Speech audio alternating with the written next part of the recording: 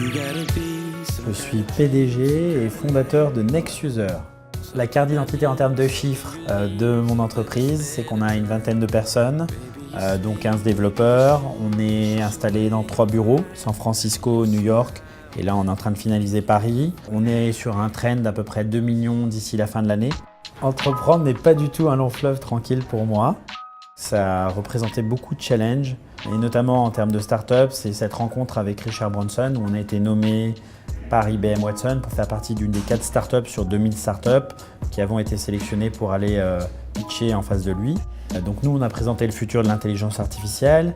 Immédiatement après, ça nous a permis de sécuriser un pilote avec Nestlé. Le petit plus qui fait que ces choses arrivent, c'est le fait en fait d'être dans la Silicon Valley, d'être réactif aussi lorsqu'on vous demande quelque chose.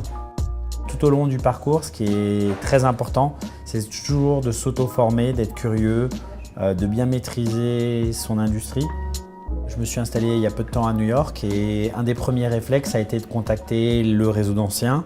J'ai même un proverbe, votre vraie valeur, c'est la valeur de votre réseau. Parce que ces gens-là vont devenir des directeurs, des VP, des PDG, donc c'est très important. Donc mon dernier conseil en fait pour les ISC1, c'est de jamais renoncer. Finalement, quand on commence à voir la difficulté, on n'est qu'à 40% de ce qu'on peut faire. Et c'est d'aller chercher ces autres 60% pour aller surmonter les difficultés. Et c'est ça l'endurance.